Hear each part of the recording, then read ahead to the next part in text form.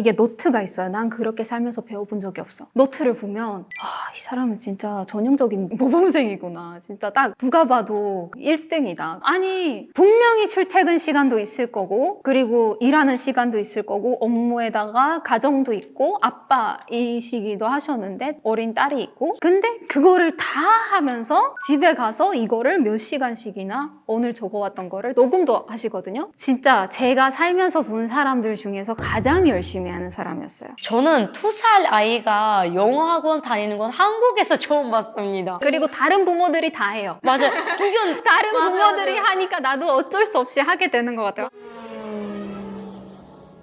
안녕하세요. 저는 튀르키예에서 온 아이샤라고 합니다. 이제 한국 살이는 7년 차고요. 한국에서 강사, 번역사, 번역가 여러 가지 활동을 하고 있습니다. 반갑습니다. 안녕하세요. 조지아에서 온 랄리라고 하고요. 롤롤랄리 유튜브 채널 운영하고 통번역사도 하고 강사도 하고 여러 가지 활동을 하고 있는 한국살이 5년 차입니다. 반갑습니다.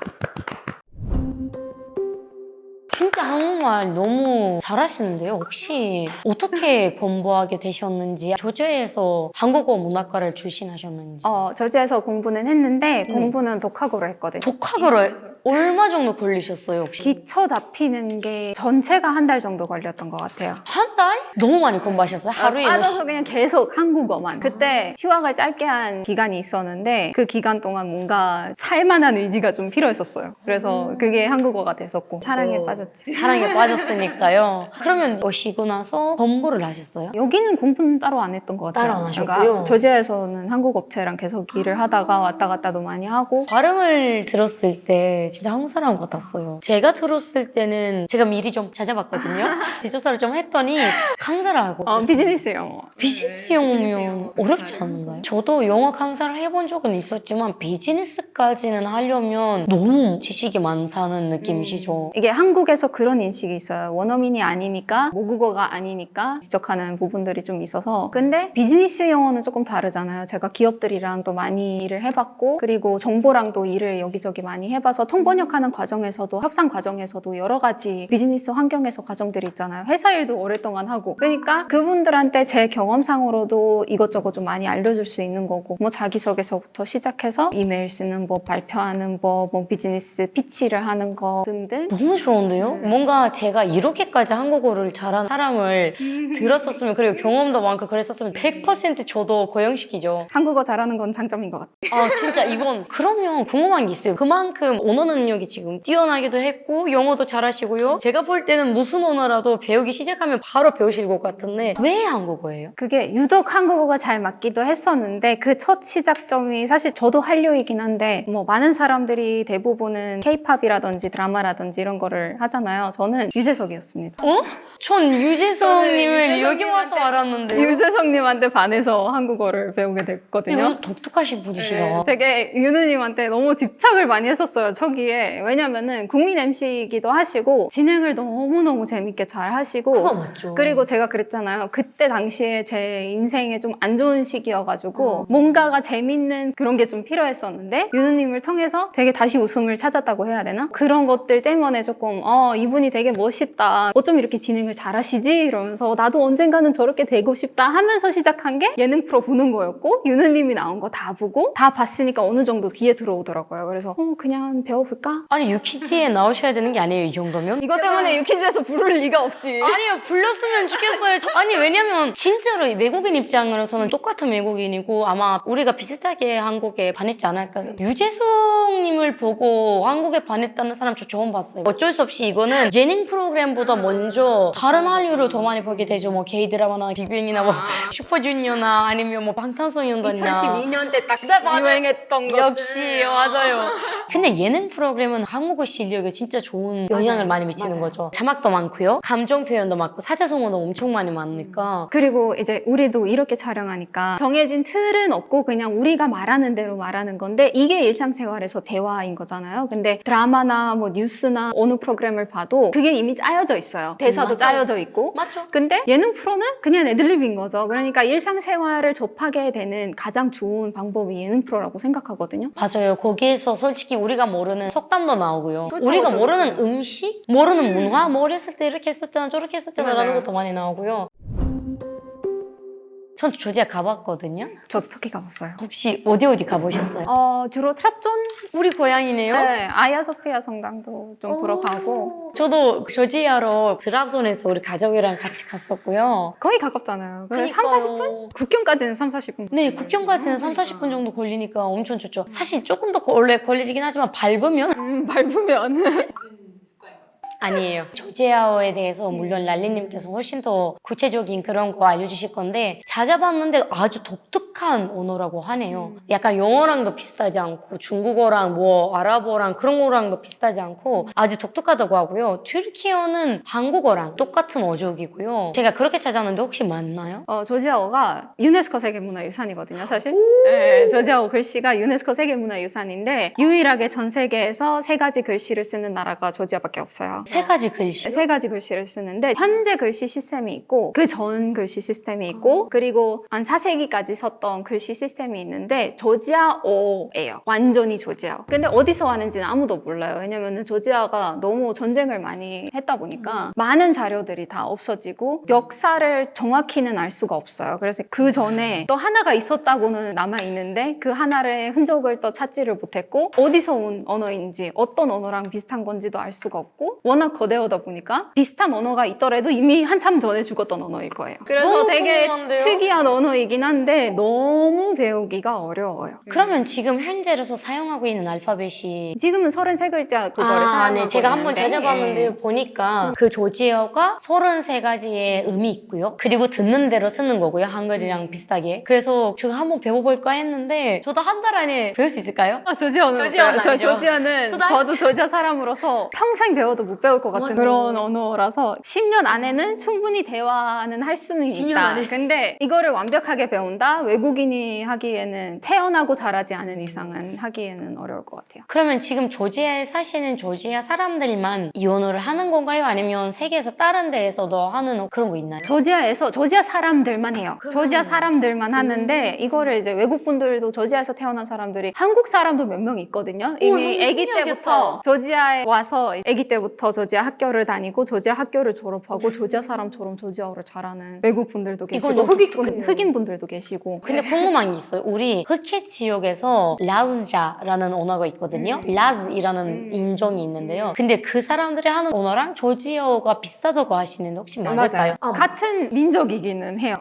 그래서 약간 우리가 들을 때는 절대 알아듣지 못하는 튀르키예 사람 맞지만 튀르키예는 인종이 너무 많이 섞여 있어가지고요. 사실 조지아 사람이라고 말할 수도 그렇죠. 있고요. 그리고 조지아 내에서도 이게 지역별 언어가 완전히 달라요. 물론. 공식적인 조지아어가 있고 그거를 모든 조지아 사람이 통일하게 다 말하는 거고 근데 산악 지역의 언어가 다르고 우리 엄마 쪽 고향의 언어가 달라요. 글씨는 사투리 똑같은데 말고. 사투리 말고 사투리 언어가 말고 달라요. 자체가 완전히 달라요. 달라요. 예를 들어 안녕하세요가 조지아어로 가마르조반데 거기서는 스카니골로 앞이 너무 다른데요? 완전 다른 언어예요. 그럼 랄리님께서 언어를 몇 개 정도 하시는 거예요? 잘하는 거는 4개 잘하고 배웠던 건 9개 정도 배웠는데 그 네 중에서는 개는 뭐예요? 영어, 조지아어? 터키어도 1년 배웠다고 했잖아요. 근데 아니 너무 어렵던데요. 근데 맞아요. 터키어가. 너무 어려워요. 메라바밖에 기억이 안 나. 괜찮아요. 메라바 하면 끝이에요. 안녕하세요라고 하면 끝이에요.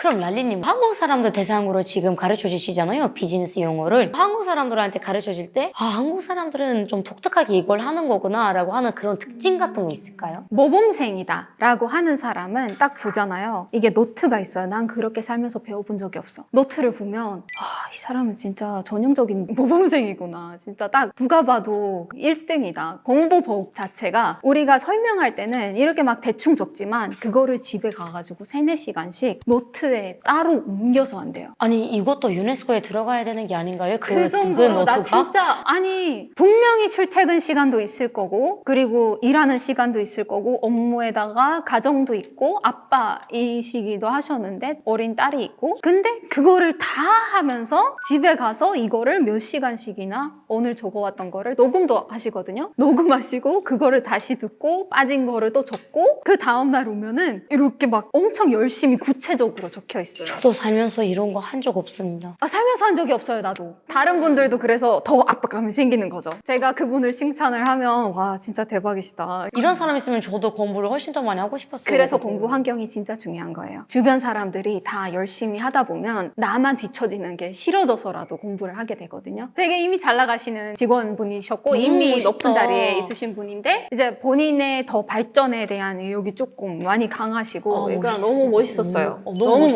멋있었어요. 또 대표적인 사례가 잘 못하신 분이 한 명 계셨어요. 근데 회사 입장에서는 이분을 좀 키우고 싶다 이런 입장이었고 다른 분들은 어느 정도 잘하시지만 그분은 좀 기초적인 실력도 좀 떨어지고 그랬었거든요. 그래서 이분은 좀 걱정된다. 처음부터 들어오셨을 때부터는 이제 다른 분들한테 수업을 맞춰서 진행을 해야 되는데 이분한테만 집중을 할 수가 없잖아요. 근데 그분이 진짜 제가 살면서 본 사람들 중에서 가장 열심히 하는 사람이었어요. 그분은 그냥 하루 종일 거의 연습을 하면서 진짜 거의 말도 못 꺼내는 수준에서 자유롭게 미팅을 할 수 있는 수준이 됐었거든요. 근데 저한테 항상 질문도 엄청 많으시고 끝나면은 따로 또 대화를 또 많이 했었어요. 기본적으로 좀 이것저것 많이 물어보시고 추천할 만한 책이 있으면 알려주세요. 아이고. 뭐 자료 같은 거 있으시면은 영상 좀 보내주세요. 자료 보내주세요. 이러면서 그리고 심리 같은 것도 알면은 좋다고. 왜냐면 세일 쪽 직업이셨는데 세일을 하는 건 사람을 상대하는 거다 보니까 심리가 중요하죠. 심리도 조금 배우시면 좋을 것 같다. 협상도 좀 배우시면 좋을 것 같아. 그래서 뭐 협상의 법칙이라는 책도 좀 추천해드리고 아니 선생님 이런 말을 하면 안 되지만 어두운 아니요. 심리 같은 것도 조금 커스터머를 어떻게 유도를 하는지 이런 방법들도 조금 이제 꼼수 같은 것도 좀 많이 가르쳐드리고 다 끝났을 때는 다들 너무 좋으셨지만 그분이 성장이 다른 분들은 여만큼 성장했으면 그분은 여만큼 성장했어요. 그 짧은 진짜. 시간에. 이거는 근데 랄리님도 그분을 아끼시고 원래 따로 연락을 하거나 그런 것도 사실 개인의 시간을 쓰는 거잖아요. 그분은 진짜 좋은 선생님 만나. 근데 너무 배우고 싶어서 저는 너무 도와주고 싶었어요. 그런 사람이 있으면 오히려 더 나도 열일을 하게 되는 저 갑자기 약간, 비즈니스 이런 거 배우고 싶어요.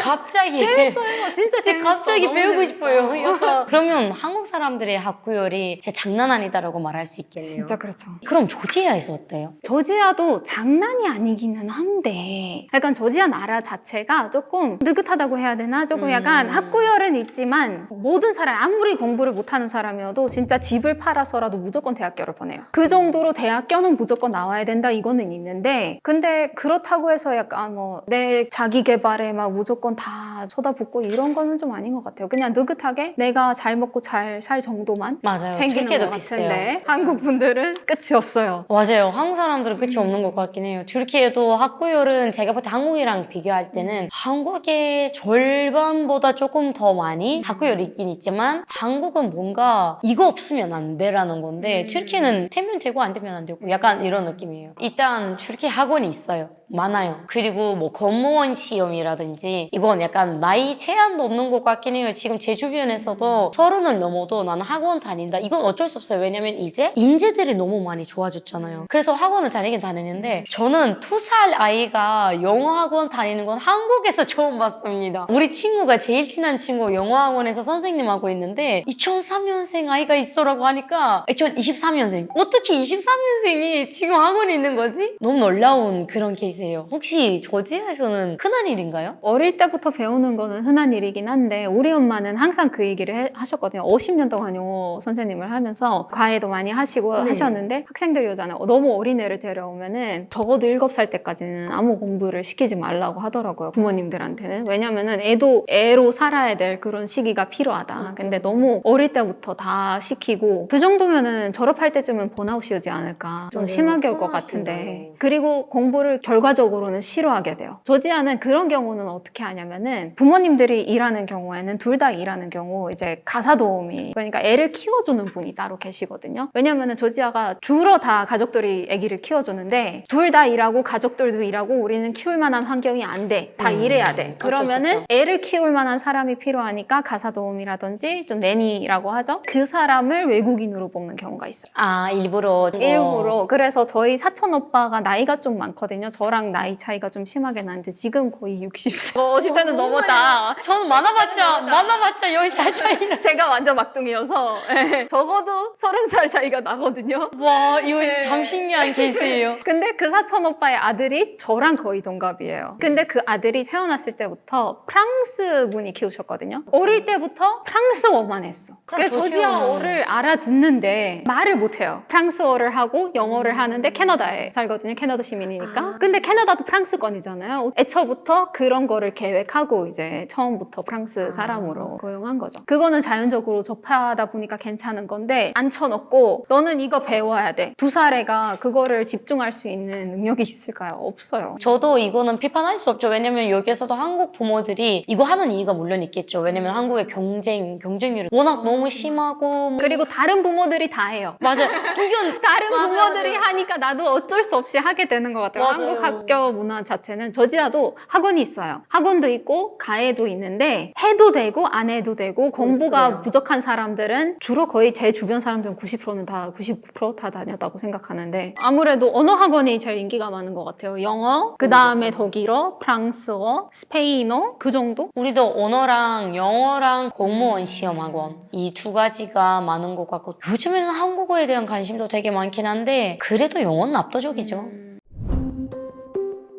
지금 여기에서 어떤 질문이 나와 있는데요. 모든 학생들이 질문을 풀어야 되는지 아니면 영어만 공부하시는 학생들이 이걸 풀어야 되는지요? 수능이면 전부 다 봐야 된다는 건데 장난 아닌데요?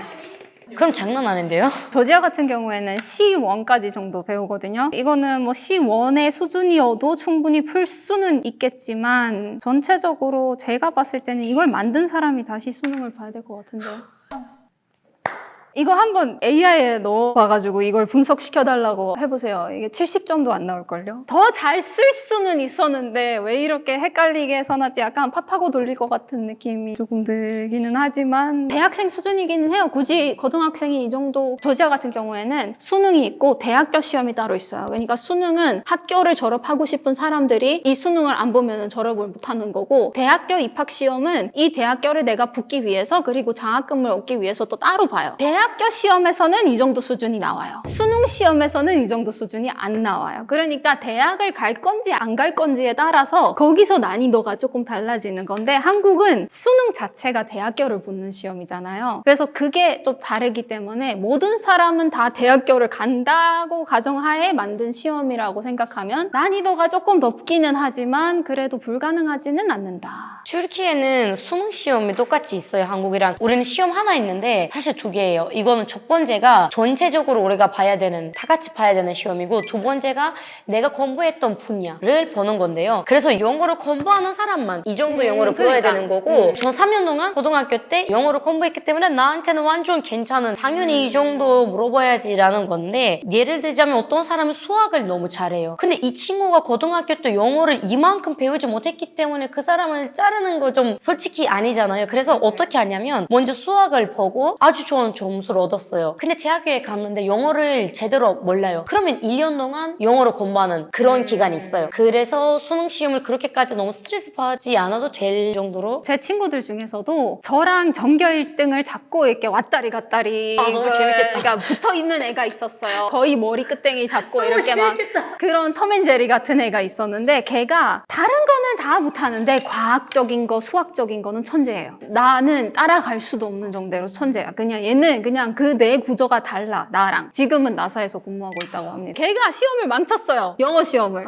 왜냐면은 얘는 애초부터 언어에 관심이 없는 애야. 애초부터 재능이 따로 있는 애인데 그 재능에 집중해야 되는 게 맞다고 생각하거든요. 그래서 어차피 수능 시험을 붙기만 하면 되는 거였으니까 거기는. 그래서 그냥 자기 분야에서 굳이 안 봐도 되는 시험을 안 보고 좋은 대학교를 가고 좋은 직장도 얻었다는 케이스죠. 그래서 한국은 모든 거를 다 잘해야 된다는 그런 압박감이 있어서 조금 학생들이 많이 불쌍한 것 같아요. 비행기 안 떠. 비행기 안 뜨면 저지아는 약간 비슷한 것 같아요. 왜냐면 도로를 통제를 하거든요. 수능은 학교에서 우리가 다니는 학교에서 수능을 보고 대학교 입학 시험은 이제 정해져 있어요. 건물들이. 그러니까 그 건물 앞에 모든 도로를 다 통제를 시켜가지고 학생들만 진입할 수 있게 하고 밖에는 다 엄청 추운 날씨인데도 불구하고 아니면 엄청 더운 날씨인데도 불구하고 그 앞에 막 학생들 부모님들이 다 서 있고 막 이렇게 아이고. 응원도 해주고 잘 붙여달라고 기다려주고 바깥에서 예, 그런 거는 좀 있어요. 근데 한국만큼 열정적으로 잘 응원해주는 나라는 찾기가 힘들지 않을까 싶어요. 너무 감동이네요, 그런 거는. 우리한테 제일 신기한 게 그거인 것 같아요. 이 수능 시험을 가는 날에 100%한 적어도 3명이 유명해져요. 연예인이 돼요. 어떻게 되냐면 예를 들자면 한 명이 너무 신기한 의상을 입고 수능에 갔다든지 한 명은 너무 늦게 가서 너무 많이 울어서 다든지 100% 매년 우리가 이번에 누가 연예인이 되지? 약간 이런 식으로 TV에서 나와요. 뉴스에도 나오고 모든 사람들이 관심을 가지고 있고요, 그날에. 그리고 우리도 부모님이 앞에서 쭉 기다리고 그리고 뭐 종교적으로는 이렇게 좀 신기한 걸 믿는 사람들은 이 초콜릿을 먹어라. 나 이거 기도를 초콜릿에다가 했어. 이거 먹으면 네가 잘할 거야. 약간 모든 사람들이 그날에 뭔가 긴장감도 있고 그런데 한국 수준은 아니에요. 비행기 안 닿다라든지 아니면 뭐 훈련이 멈춘다더라든지 뭐 조용히 할 수 있게끔 하긴 하는데 모든 사람들이 센스 있게 좀 합시다. 좀 조용히 합시다. 이런 건 없어요. 저도 가이드 때 한번 당해봤었거든요. 버스가 지나가야 됐는데 그 학교 옆에서 다 통제를 시키고 앞에 사람들이 무슨 시위하는 줄 알았어요. 근데 수능이라서 못 지나간다고 하더라고요. 투어가 망했어.